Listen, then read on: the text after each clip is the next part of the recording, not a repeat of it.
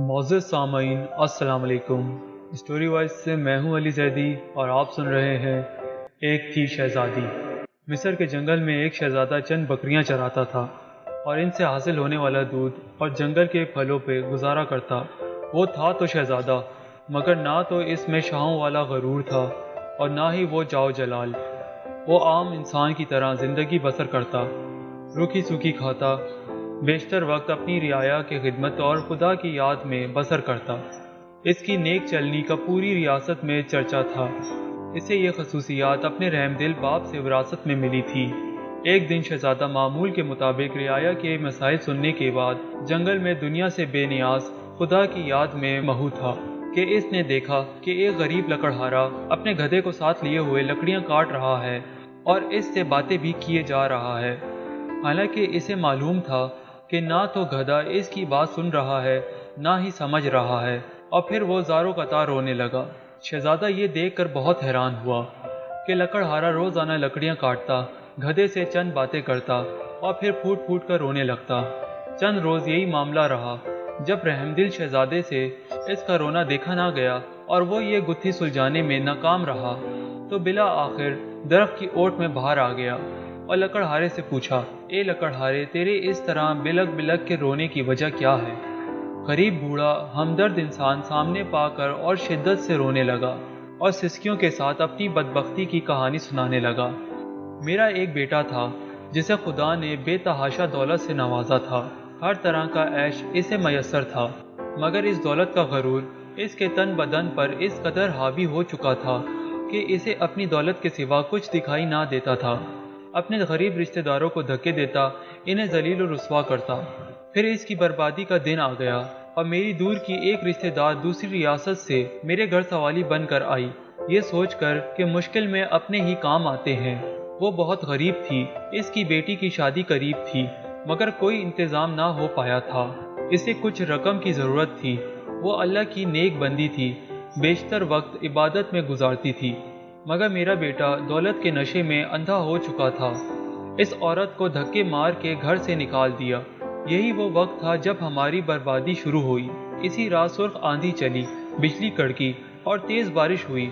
میں اور میرا بیٹا اپنے نرم بستر پر میٹھی نیند سو رہے تھے اور وہ عورت پوری رات ہماری دروازے سے لگی روتی رہی۔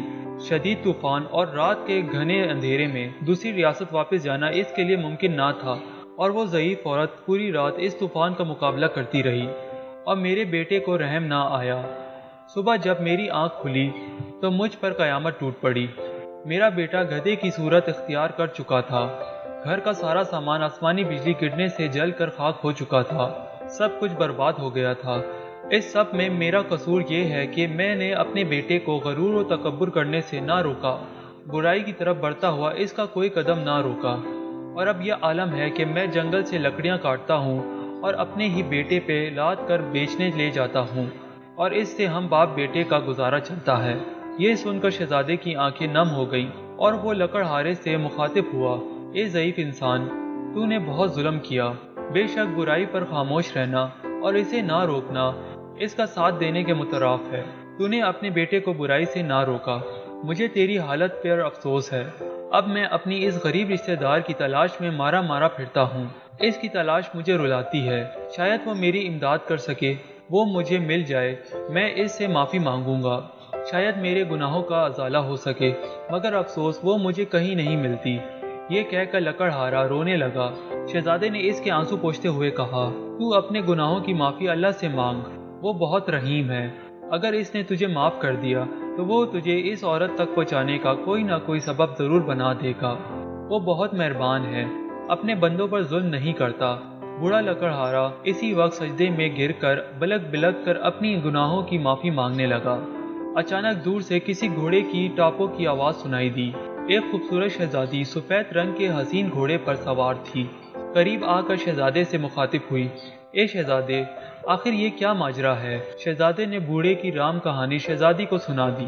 شہزادی کی آنکھوں میں آنسو جاری ہو گئے اور وہ گھوڑے سے اتری اور لکڑہارے سے کہنے لگی، میں ہی وہ لڑکی ہوں جس کی ماں تیرے در پر سوالی بن کر آتی تھی، مگر اے بدبخت، تیرے مغرور بیٹے نے اس نیک عورت کی زندگی ہی چھین لی۔ ساری رات تیرے دروازے پر تیز بارش میں طوفان کا مقابلہ کرتی رہی کہ شاید تجھے رحم آ جائے۔ بلا آخر تیز بارش کی ٹھنڈی بوندوں کو وہ بوڑھی جان برداشت نہ کر سکی اور دنیا سے چلی گئی۔ جب صبح ہوئی تو رحم دل بادشاہ معمول کی گشت پر تھا۔ اس کا وہاں سے گزر ہوا۔ وہ میری ماں کو جب گھر لایا تو ماں کی لاش دیکھ کر میرے پیروں تلے زمین نکل گئی۔ اب میرا سہارا کوئی نہ تھا۔ بادشاہ یہ سب دیکھ کر بہت پریشان ہوا۔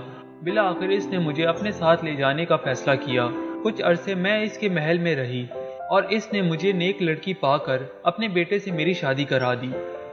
شاید یہ میری ماں کی دعاؤں کا نتیجہ تھا جس نے میرے خاطر اپنی جان قربان کر دی، اور اس رب نے مجھ غریب کو فرش سے اٹھا کر عرش پر بٹھا دیا، اور اس نے نیک شہزادے سے میری شادی کرا دی جو اس وقت تیرے سامنے کھڑا ہے، اور تجھے تیرے مغرور بیٹے کے کرموں نے عرش سے فرش پر گرا دیا۔ خدا کی قدرت دیکھ کر لکڑہارا شرمندگی سے زمین پر گرتا جا رہا تھا اور رو رو کر شہزادی سے معافی مانگی۔ شہزادی بہت رحم دل تھی۔ لکڑہارے کے آنسوؤں سے اس کا دل بھر آیا اور اس نے اس کو معاف کر دیا۔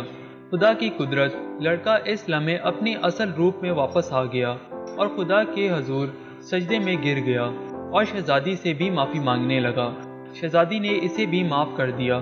بلا آخر دونوں باپ بیٹا اپنی جھونپڑی کی طرف روانہ ہو گئے۔ اسٹوری وائز سے میں ہوں علی زیدی۔ آپ سب کی سماعت کا بہت شکریہ۔ اللہ حافظ۔